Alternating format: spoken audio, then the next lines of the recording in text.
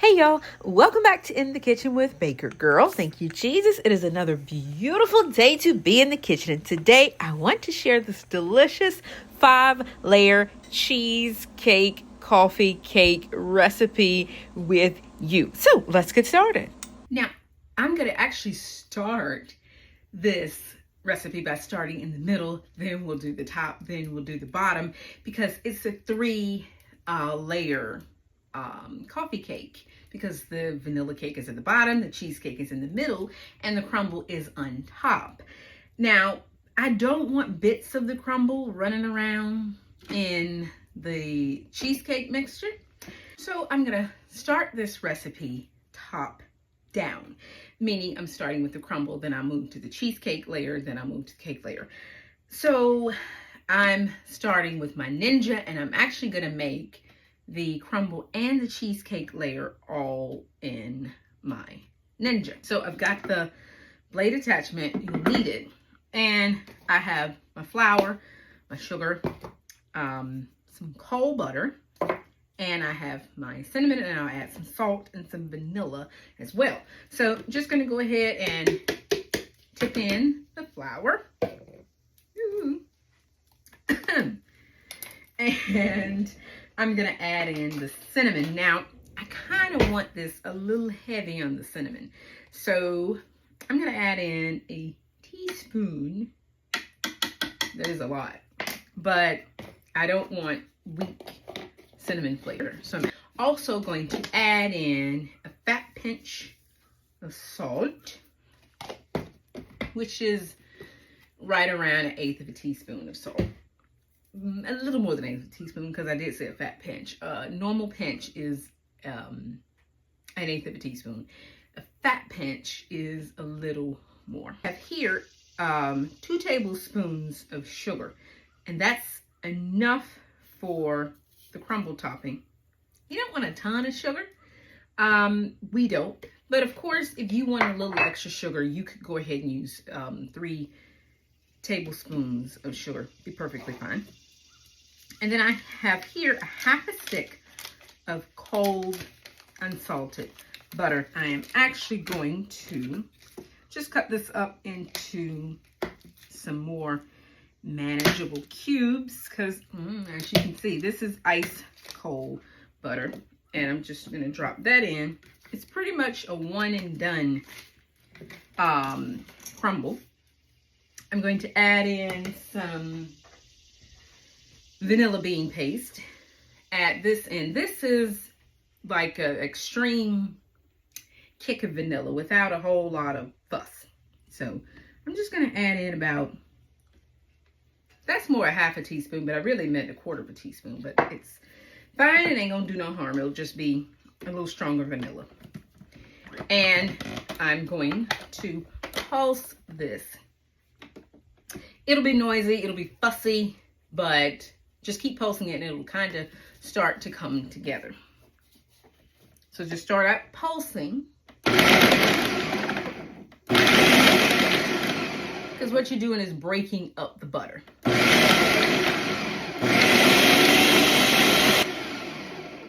Okay, have a look. Very nice. You're just breaking up. Oh wow, that vanilla really, really smells good, and so is the cinnamon. Okay, now I am going to grab a couple of tablespoons of water. You could use milk. I'm just going to grab a couple of tablespoons of water. Okay, this is more like a tablespoon of water, and I'll explain why. So put your mixer, your food processor on. I'm going to open up the little pour spout thing here, and I'm gonna put this on medium, and I'm gonna let it go in a continuous run. I'm not pulsing it. Watch, because we want crumble, we don't want sand, so that's where the water comes in.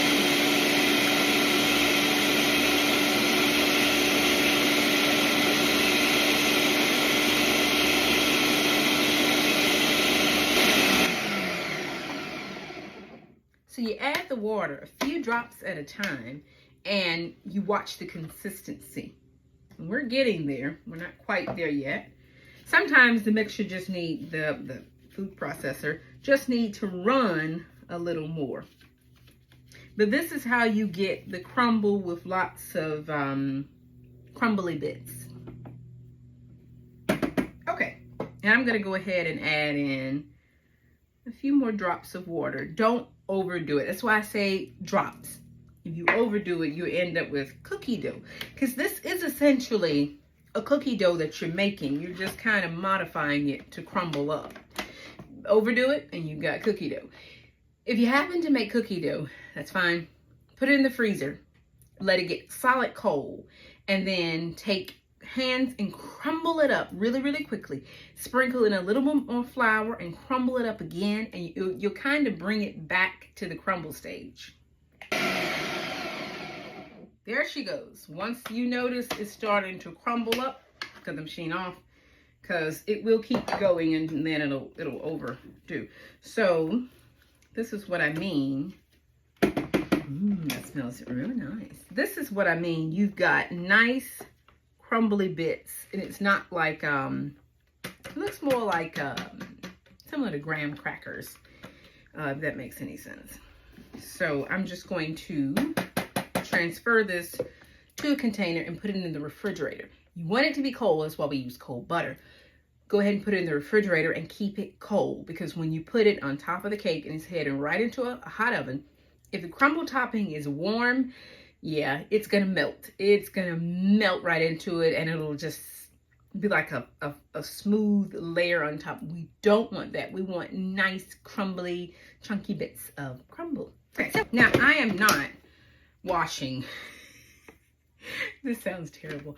I'm not washing this. I'm just gonna go right into mixing my cheesecake mixture, because there isn't any need, so I ain't gonna wash it. So I have here one 8-ounce, 227 gram packet of cream cheese, and it is at room temperature. A food processor can handle a colder cream cheese, not straight out of the fridge, but it can handle it a little colder. But if you can think that far ahead, which today I just happened to do so, take it out of the fridge. Now, once again, I'm not going to use a ton of sugar for this. I'm just going to sprinkle in about maybe 2 tablespoons. I have a 1/4 cup here, which is 4 tablespoons. And I'm going to just leave off a tablespoon. You can make this as sweet or as not sweet as you like. Personally, if you've been following me long enough, you know Sarah does not like a lot of sugar naturally. That's not some diet craze. I just typically do not like a lot of sugar. And another reason why I'm not adding a lot of sugar, I have here some homemade lime curd. You can use lemon. In this case, I'm using lime. So this is homemade lime curd. You can use lemon curd. You can use mango curd. You can use blackberry curd, whatever curd you happen to like. This just happens for me to be lime. And I like a good, strong lemon lime presence in anything that involves cheesecake. So I am going to add in about 1/4 cup of my homemade lime curd. So this does 2 things. Thing 1, it adds the citrus element to it. Thing 2, it is a little bit sweet. So that's why I didn't add a ton of sugar. You can substitute, if you don't have lime or lemon curd, you can just increase the sugar to the full-on 1/4 cup, or maybe, you know, like a 1/4 cup plus a couple of tablespoons of sugar. You can use the juice of 1 lemon or 1 lime. Those are the ways you can get the acid without having the lime curd. Yes, the lime curd is a little bit richer, but 2 things. I already had it ready-made in the fridge because I have this in the fridge for multiple uses. Thing 2, it adds the citrus to it, which is what I want. Now to the cream cheese, the sugar, and the lime curd, I'm going to add 1 egg. In she goes. And I'm also going to add in a tablespoon of cornstarch. This is important. Now, I see a lot of people making cheesecakes and they use flour.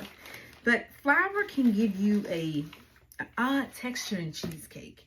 I always use cornstarch, and that's 1 tablespoon. You don't need any more than that. And since I've got my vanilla bean paste out, I'm just going to add a few drops. Literally this time, just a few.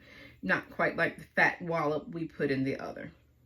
There we are. That is literally 1/4 teaspoon. I don't want the vanilla to start to compete with the lemon in this. And also, vanilla bean paste is fairly strong. Okay, so this is the cheesecake component. One and done in the food processor. Whiz it up until it's smooth.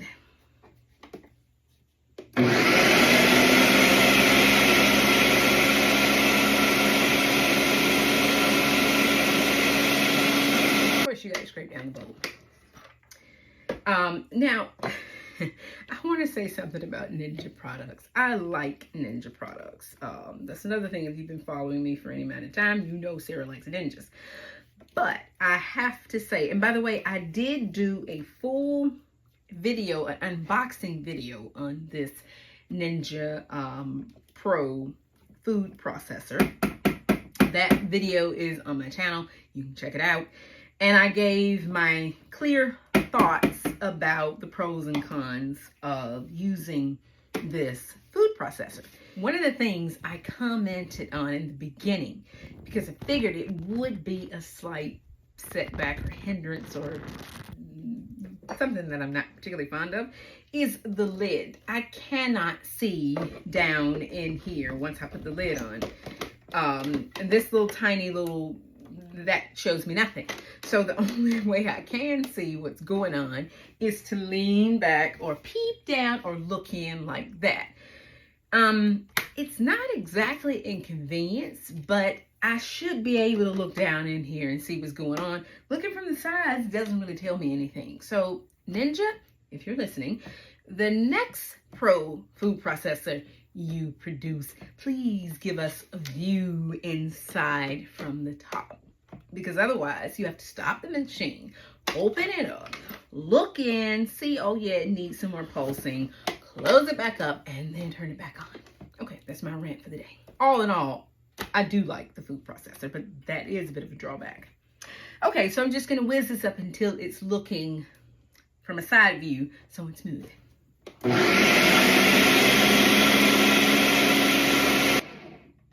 Okay. That is very nice and smooth. That is just perfect. No bumps, no nothing. It's just a nice smooth cheesecake mixture. So in this bowl, I have 2 sticks of softened unsalted butter. I'm using Land O'Lakes. You can use whatever brand of butter you prefer. I've got 2 sticks of softened butter. Now this butter has been sitting out at room temperature for quite a bit of time, so it is totally soft. Now that's another reason why I decided to mix it by hand. This is very, very soft. It's almost, you see how it just moves, and it's more like it's not melted, but it's more within the 75-degree temperature, which is fairly warm for butter. If you're gonna mix cake batter by hand, you need a very, very soft butter. That's what I was trying to get at. So as you can see, it just starts moving right away. Now to this, I am going to add some sugar.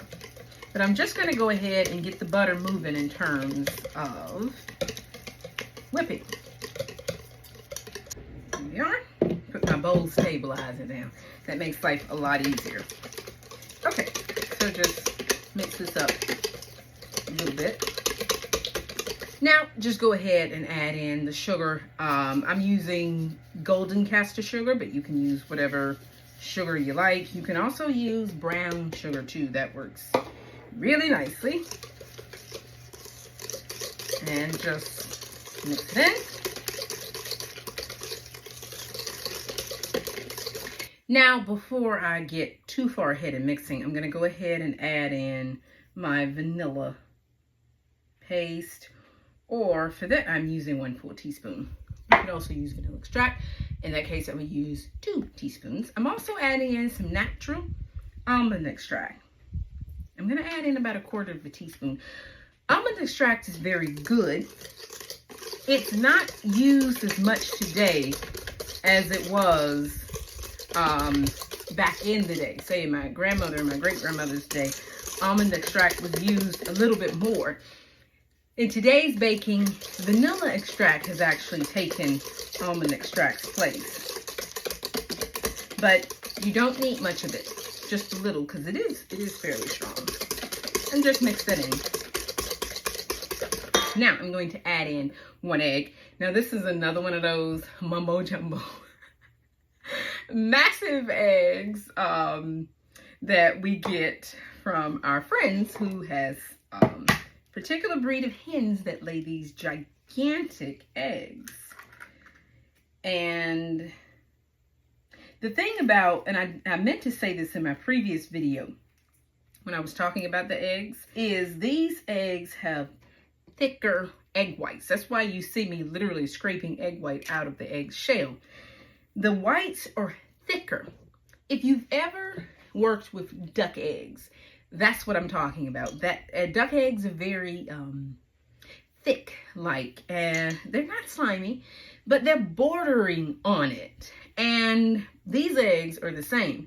Now, I'm assuming all of these large eggs, actually, that's not an assumption, all of these super jumbo eggs are gonna have a thicker, almost slimy white.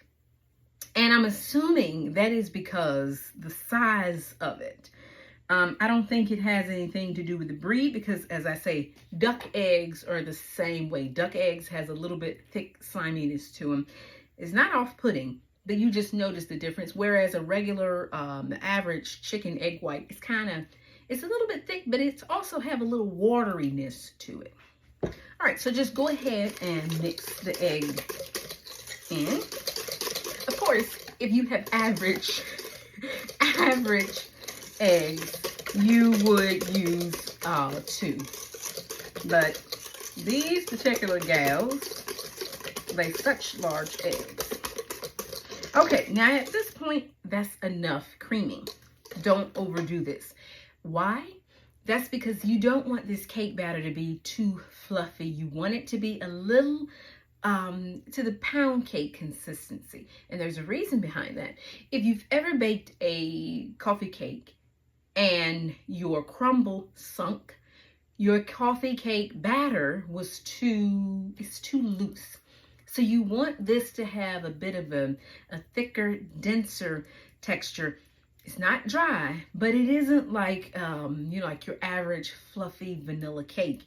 This needs to be a little bit denser. Now, I've already got my dry ingredients pre-measured, and I've got in here some baking soda, some baking powder, and some salt, and my flour. And I'm just going to sift it in. You don't have to sift this because, again, this is aerating the flour. But as I said in a previous video when I was talking about flour, sometimes flour, especially natural flour, or more organic flour, they have a tendency to have lumps. So, and then I'm just going to stir this in. And I also have some buttermilk, and I'm just going to add that in too. And we may or may not need it all, but I suspect we will.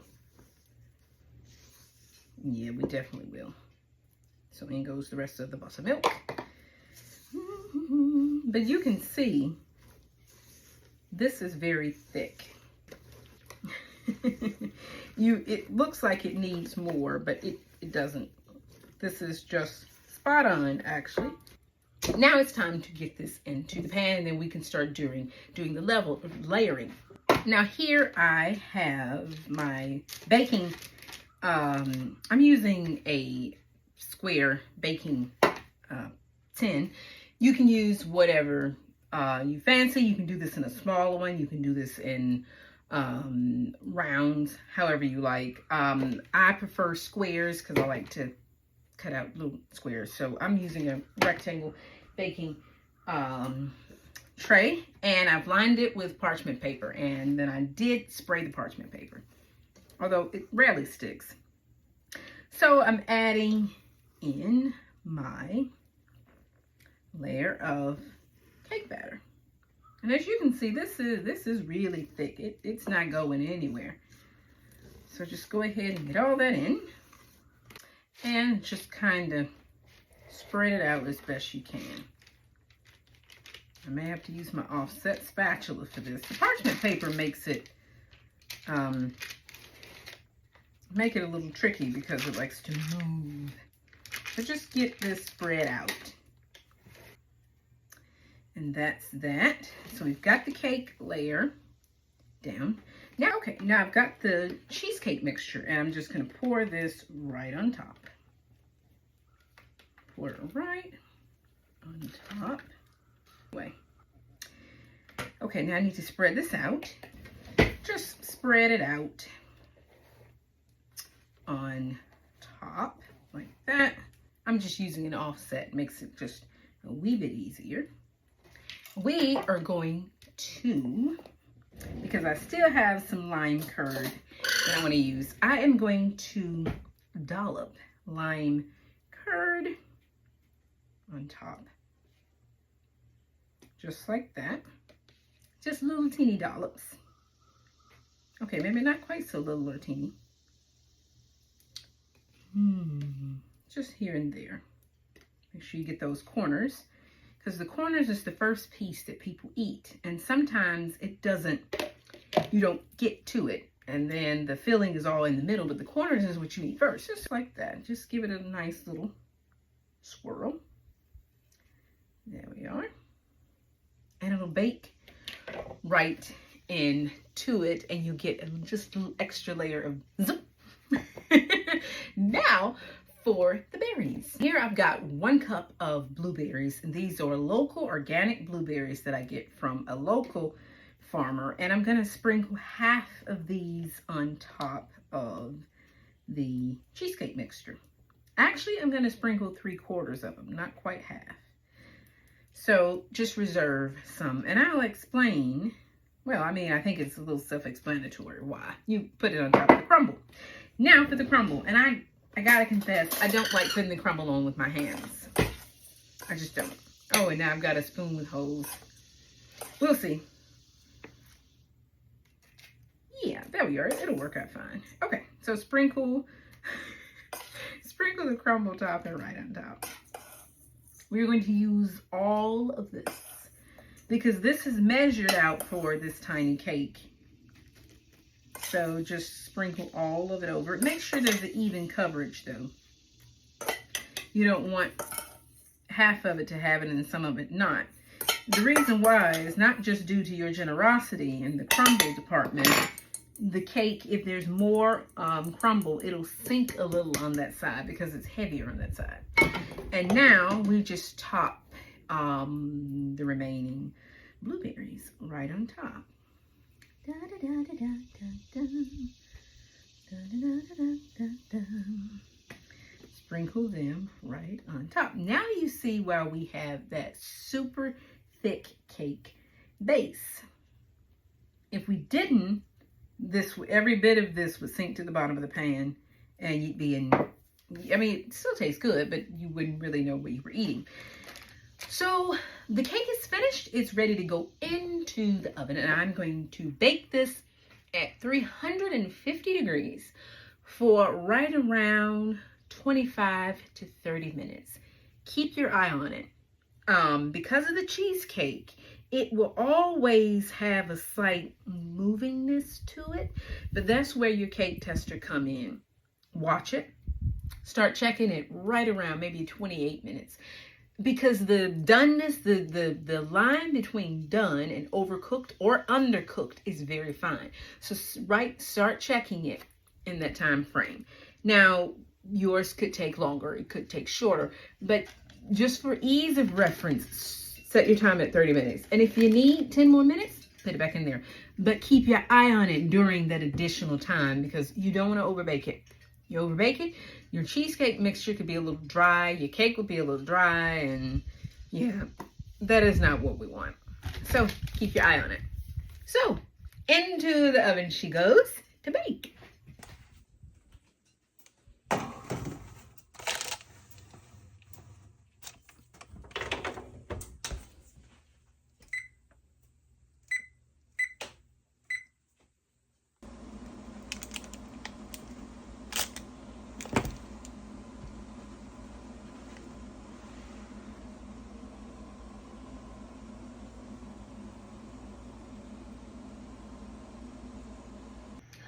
So the cake is done and it has cooled down very nicely.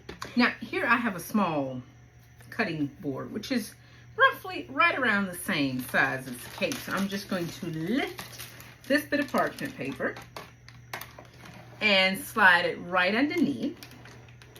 You just want to be quick about that. And then just lift it out. And that's that. Whoops.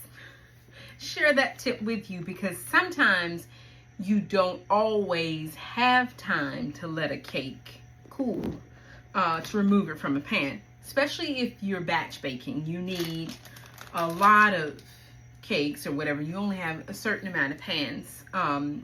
These things happen, especially in the catering world, because you can say you have 5 of those pans and all of a sudden you need to make 20 of these cakes for an event. You don't have time to go out and buy, 15 extra pans. So you don't want to wait, so you can kind of get an assembly going and you can move a little bit faster and still use, the pans that you have. So just a little tip from, a catering tip that I have learned over the years. Okay, enough with the tips. I have in this little bell shaker, I have some powdered sugar. Now I have no problem with sprinkling a little powdered sugar on a cake, especially if I know I haven't put a lot of sugar in the cake anyway. A little powdered sugar just kind of tops it off. Now, you can do a maple glaze for this, which is just maple syrup, butter, a bit of, you can add sugar. I don't, and I add a bit of cornstarch and just simmer that on the stove until it starts to boil. It'll start to boil, and then take it off the stove and keep stirring it until it starts to thicken and it'll start to cool, and you can drizzle that on the cake. That is delicious. But for this, we're just gonna sprinkle away with powdered sugar and it'll be just fine. Now I'm just gonna go ahead and cut this cake because I'm gonna pack it up into squares anyway. So to make life easier whenever you're cutting something, always start by cutting it in half. And oh, the knife just drops right through. Ooh, that's a little cheesecake.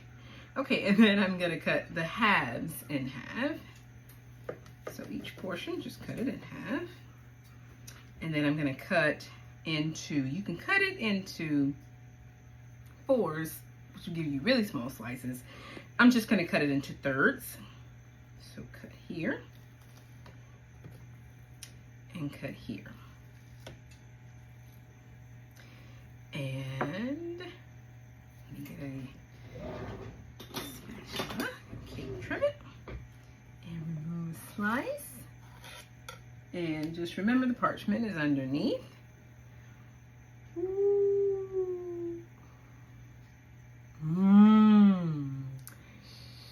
Look at all those juicy blueberries. Oh, I can't wait to eat this. I can't wait. Wow, I wonder what it hurt just to have a little taste now. No, I can't have a taste now. I can't do it because, yeah, I can't do it. But anyway, but oh boy, do I want to have a taste now. But yeah, it looks really good. Oh, thank you, Jesus. It turned out beautifully. Oh wow, look at all the juicy berries. I'm so excited. This is gonna be so good. Now, if you guys know me, you know treats are not everyday things in our house. We don't eat like this every day. This is only special occasions, special times. Yeah, even though I'm a baker, or maybe because I'm a baker, we don't indulge in these things all the time. But yeah, this time, I think I might have 2 slices. I hope you've enjoyed this video. I hope you enjoy the recipe. I hope you give it a try the next time, whether you're having a family get together, a vacation, an outing, a picnic, a family reunion, or whatever you just want to serve your family a nice dessert. This will be delicious. So I hope you enjoyed the video. If you did, please give it a thumbs up. Don't forget to subscribe if you haven't already subscribed. Don't forget to subscribe if you have subscribed. Thank you for being a subscriber. Please share your thoughts and comments below. Comments help my channel, so I appreciate all of your comments all the time. Please keep those comments going. And the good Lord willing, I will see you guys again in another video. Take care, y'all. Bye. So hard to wait.